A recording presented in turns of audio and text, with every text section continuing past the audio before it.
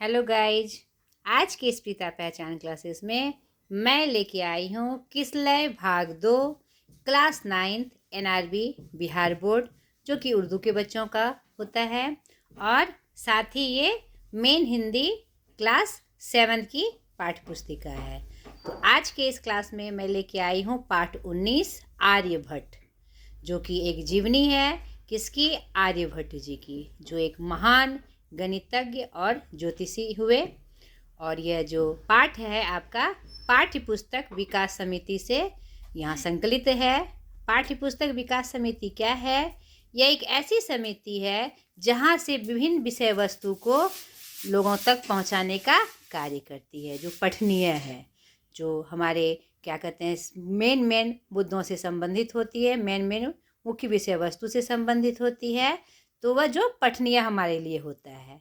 तो आज के इस क्लास में हम जानेंगे, लेखक परिचय तो इसमें नहीं दिया हुआ है, ये पाठ्य पुस्तक विकास समिति से है। पाठ परिचय जानेंगे और उसके बाद प्रश्न अभ्यास। तो चलिए पाठ परिचय में हम देखें कि आर्यभट्ट जी का कौन सा परिचय हमें इससे प्राप्त होता है। ऐसे तो सभी लोग आर्यभट्ट जी के बारे में जानते हैं, जिन्होंने शून्य का भी आविष्कार किया, और ये एक महान ज्योतिषी भी थे और एक महान वैज्ञानिक भी थे। तो चलिए पाठ के माध्यम से हम इनका परिचय जानते हैं। आर्यभट्ट, इस पाठ के माध्यम से इनका जो परिचय है, एक बहुत ही सुंदर तरीके से, आकर्षक तरीके से, जो हमारी सच्चाई है, हम जो विकास के पथ पर अग्रसर हैं और हमेशा से कुछ ना कुछ आविष्कार करने की जो प्रवृत्ति मनुष्यों ने रखी है, उसी का चित्रण स्टार्टिंग में है आपका। देखिए, आकाश में चमकते सितारे सदा से मनुष्य के लिए आकर्षण के केंद्र रहे हैं। मानव युगों से यह कल्पना करता रहा है कि वह इन नक्षत्रों के रंग, रूप, आकार और रचना को जान सके, उनकी यात्रा कर उनके बारे में अनुभव प्राप्त कर सके। यह विचार भी उसे गुदगुदाता रहा है कि किसी न किसी नक्षत्र पर उसके जैसे लोग भी बसते होंगे। इसी परिकल्पना के साथ यह पाठ, हमारा जो जीवनी है आर्यभट्ट जी का, शुरू होता है। और युगों से चले आ रहे परीक्षणों के कारण ही आज मानव धरती पर बैठे बैठे ही कुछ नक्षत्रों में घटने वाली घटनाओं को जानने में सक्षम हो पाया है। तो यह पाठ हमारी जो विकास कथा है जीवन की में, हमारी जो विकास कथा है आदि काल से लेकर अब तक की, उसका भी चित्रण इस जीवनी से हमें प्राप्त होता है। तो सर्वप्रथम आप इस पाठ को अच्छे से पढ़ लें, ताकि इस पाठ में जो विषय वस्तु है उसकी जानकारी आपको प्राप्त हो सके। आर्यभट्ट के बारे में जो बातें इसमें बताई गई है वो आपको स्पष्ट हो, और किन घटनाक्रमों के माध्यम से वह इस पाठ में जो बात आई है वह आपको पता चल सके।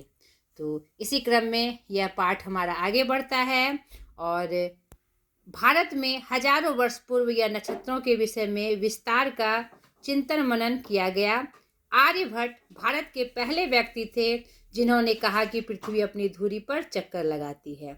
उनके अनुसार तारामंडल स्थिर रहता है और पृथ्वी अपनी धुरी पर पश्चिम से पूर्व की ओर घूमती है।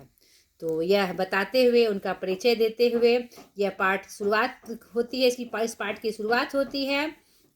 उसके बाद इनका पूरा परिचय, आर्यभट्ट का जन्म अस्मक प्रदेश में 476 ईस्वी में हुआ था।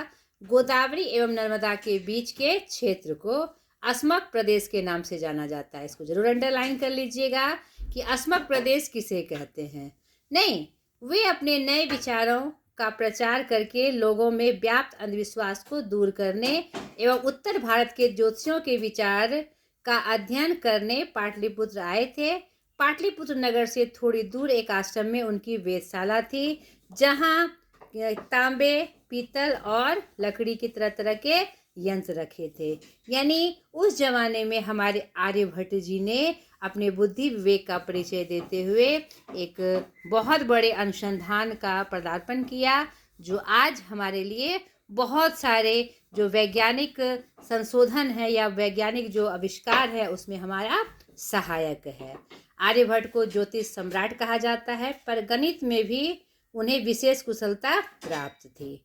इन विषयों में उन्होंने अनेक पुरानी मान्यताओं का खंडन कर नवीन मतों की स्थापना की। इसी क्रम में यह पाठ आगे बढ़ता है।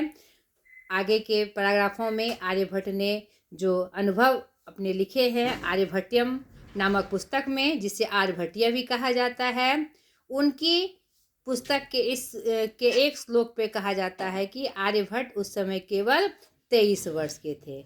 यह भी महत्वपूर्ण जानकारी आपको प्राप्त हुई कि उनकी जो प्रमुख पुस्तक है आर्यभट्टियम, उन्होंने 23 वर्ष की अवस्था में लिखी।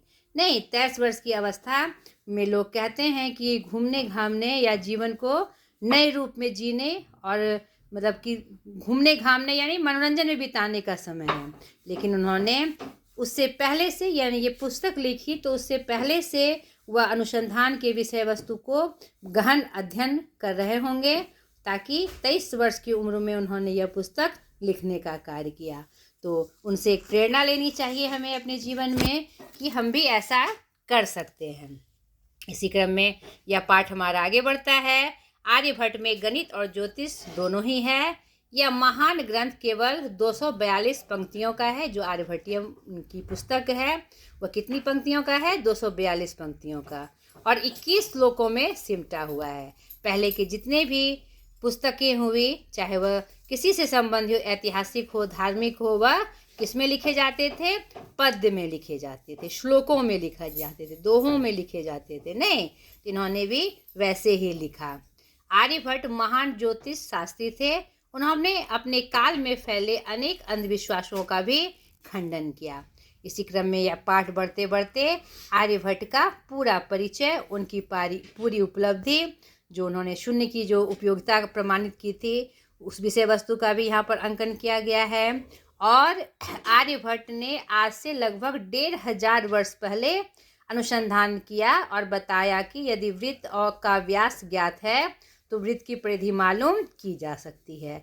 जो गणित में असंख्य बारीकियों को बड़ी कुशलता से जो वह उन्होंने जो समझाया, आज भी वह क्या है? हमारे लिए एकदम प्रामाणिक है। ठीक है। आर्यभट्ट ने ज्यामिति के क्षेत्र में भी अपनी प्रतिभा का अनुपम प्रदर्शन किया। चाहे वह त्रिकोण के रूप में हो, भुजाओं के रूप में हो, कोणों के रूप में हो, उन्होंने कोण की जो असीमित पद्धति को हमारे विज्ञान गणित में बताया, वह अविस्मरणीय है और आज भी हमारे लिए सहायक है। तो इस पाठ को आप अच्छे से पढ़िएगा तो आपको बहुत सारी विशेष जानकारी आपको आर्यभट्ट जी के बारे में पता चलेगी। छोटा सा पाठ है लेकिन बहुत सारे बातों को यह बता रहा है। ठीक है, तो इसे पढ़ लीजिएगा। और अब हम चले प्रश्न अभ्यास की तरफ। छोटा सा प्रश्न अभ्यास है जिसे हम देख लें। प्रश्न अभ्यास। पाठ से निम्नलिखित वाक्यों में सही के सामने सही तथा गलत के सामने गलत का निशान लगाइए। कह रहा है कि आर्यभट्ट एक प्रसिद्ध किसान थे। किसान नहीं थे, वो गलत है। वे पाटलिपुत्र के रहने वाले थे। वो अस्मक क्षेत्र के रहने वाले थे, ये भी गलत है। वो पाटलिपुत्र वो गए थे अपने अनुसंधान चर्या के लिए। आर्यभट्ट भारत के पहले व्यक्ति थे जिन्होंने कहा कि पृथ्वी अपनी धुरी पर चक्कर लगाती है, सही है। चांद के प्रकट होने तथा पूरा गायब होने के मध्य एक निश्चित अवधि होती है, यह भी सही है। आर्यभट्ट ने कौन कौन सी खोजें की? तो आप जानते हैं कि आर्यभट्ट ने ही सर्वप्रथम यह बताया कि पृथ्वी अपने धुरी पर चक्कर लगाती है। साथ ही साथ उन्होंने चांद के प्रकट होने तथा पूरा गायब होने के मध्य की निश्चित अवधि को बताया। उसके साथ ही साथ उन्होंने शून्य का आविष्कार किया। ज्यामिति में और अंक गणित, बीज गणित, रेखा गणित में भी उन्होंने बहुत सारे सिद्धांतों का प्रतिपादन किया। ठीक है, और शून्य की खोज करना उनकी एक चमत्कारिक घटना है, जिन्होंने गणित में बहुत जो गणित के रूप में बहुत सहायक हुआ। अगर शून्य नहीं होता तो गणित के विभिन्न तथ्यों को हम साकार नहीं कर सकते थे। तीसरा है अंधविश्वास से आप क्या समझते हैं? अंधविश्वास शब्द को तोड़िए, यानी अंधा विश्वास, वैसा विश्वास जो हमें दिखाई नहीं देता है, यानी जो बेकार रूप में है। कुछ ऐसी बातें हैं, कुछ ऐसे तथ्य हमारे समाज में प्रचलित हैं जिसपे विश्वास करना, जिसका कोई तर्क नहीं है, जो सार्थक रूप से प्रामाणिक भी नहीं है, बस अपने परिस्थिति बस उसे हम सही मान लेते हैं, उस पर विश्वास कर लेते हैं। उसे ही क्या कहा जाता है? अंधविश्वास, जिसका कोई तार्किक या प्रामाणिक प्रमाण प्राप्त ना हो। ऐसा विश्वास, ठीक है, उसे क्या कहा जाता है? अंधविश्वास। आगे देखिए, चौथा है निम्नलिखित प्रश्नों के उत्तर एक वाक्य में दीजिए। आर्यभट्ट का सूर्य ग्रहण एवं चंद्र ग्रहण के विषय में क्या मानना था? तो हमने पाठ में देखा, यहाँ पर देखिए कि उन्होंने चंद्र ग्रहण और सूर्य ग्रहण के बारे में स्पष्ट किया है कि पृथ्वी की छाया जब से चंद्रमा पर पड़ती है तो चंद्र ग्रहण होता है, और चंद्रमा की छाया जब पृथ्वी पर पड़ती है तब सूर्य ग्रहण होता है। आर्यभट्ट ने आज से हजारों वर्ष पहले यह बता दिया था कि चंद्रमा स्वयं नहीं चमकता, अपितु वह सूर्य के प्रकाश से चमकता है। और आर्यभट्ट के अध्ययन से उस समय लोगों ने जान लिया था कि चांद के प्रकट होने तथा पूरा गायब होने के मध्य एक निश्चित समय होता है। सूरज, चांद तथा नक्षत्र जिन मार्गों से यात्रा करते हैं उसे रवि मार्ग कहा गया है। इस प्रकार हम देखते हैं कि उन्होंने चांद और सूरज के बारे में एक महत्वपूर्ण बातें हमसे बताई थी, ठीक है। दूसरा, आर्यभट्टीय किन विषयों पर लिखा गया ग्रंथ है? तो आर्यभट्ट ज्योतिष शास्त्र पर लिखा गया एक ग्रंथ है जिसमें उन्होंने कुछ गणितज्ञ सूत्रों का भी वर्णन किया है, ठीक है। तीसरा है रवि मार्ग किसे कहते हैं? अभी जस्ट प्रथम प्रश्न के उत्तर में हमने देखा कि रवि मार्ग सूरज, चांद तथा नक्षत्र जिन मार्गों से यात्रा करते हैं उसे क्या कहा जाता है? रवि मार्ग कहा जाता है। यह भी हमारा स्पष्ट हो गया। आर्यभट्ट ने जब आर्यभट्टीय की रचना की थी उस समय उनकी उम्र कितनी थी? तो हमने अभी पाठ परिचय में देखा, जब उन्होंने आर्यभट्टीय की रचना की थी तो उनकी उम्र कितनी थी? 23 वर्ष थी, ठीक है। व्याकरण, विज्ञान जोर इक, वैज्ञानिक, इसी तरह के एक प्रत्यय लगाकर कुछ शब्दों का निर्माण करिए। बताइए क्या क्या हो सकता है? एक प्रत्यय लगाना है। प्रत्यय क्या होता है? जो किसी शब्द के अंत में लगकर उसे सार्थक बना दे। नहीं, हमने उपसर्ग और प्रत्यय की चर्चा आपको की थी, व्याकरण पोर्शन में भी की है, और विशेष पाठ के क्रम में अगर उपसर्ग प्रत्यय का प्रश्न आया है तो मैंने उसमें उसको बताया है, स्पष्ट रूप से बताया है। तो आप ऐसे शब्दों का चयन करिए जिसमें एक प्रत्यय लगा हो। नहीं, तार्किक, तर्क जोर एक, तार्किक है ना, तार्किक हुआ। और वैवाहिक, वैवाहिक में भी एक प्रत्यय है। और बताइए सात्विक, सात्विक में भी क्या है? एक प्रत्यय है। इसी तरह एक प्रत्यय से और भी शब्दों का संकलन आपको करना है। निम्न शब्दों से वाक्य बनाइए। उपग्रह, उद्योग, भौगोलिक, नैतिक और पृथ्वी। तो बनाइए इसका वाक्य। उपग्रह, उपग्रह क्या होते हैं उस परिचय देते। जब वाक्य बनाने का भी 2-3 तरीका है, नहीं, कभी लिंग निर्णय करके वाक्य बनाना होता है, कभी मुहावरों से वाक्य बनाना होता है, और इसका किसी का वर्णन ना हो तो उसका परिचय देते हुए हम वाक्य बनाते हैं। चंद्रमा उपग्रह, चंद्रमा एक उपग्रह है। उद्योग, बिहार में चीनी उद्योग प्रसिद्ध है। भौगोलिक, हमारे भारत की भौगोलिक स्थिति अच्छी है। नैतिक, नैतिक क्या होता है? नीति के अनुसार। नहीं, तो नैतिक का क्या वाक्य हम बनाएंगे कि हमें नैतिक बातों पर ध्यान देना चाहिए, यानी नीतिगत बातों पर ध्यान देना चाहिए। पृथ्वी, पृथ्वी गोल है। हो गया वाक्य। ग नंबर है निम्नलिखित शब्दों को अ आ के उच्चारण में अंतर पर ध्यान देते हुए बोलिए। तो ये आपको बोलने के लिए है ताकि आप उसका स्पष्ट उच्चारण कर सकिए। तो आप उच्चारण करके देखिए कि कहाँ पर आपकी सीधी ध्वनि आती है।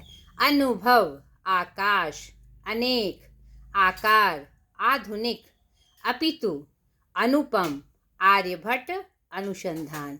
यहाँ पर ये उच्चारण का मेन उद्देश्य था, मुख्य उद्देश्य था कि आप जो उसमें जो उपसर्ग और प्रत्यय का प्रयोग किया गया है उसमें ध्यान देना।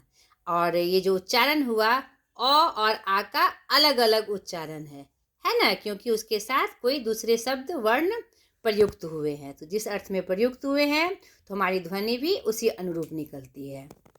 कुछ गतिविधि है आपके अभ्यास में।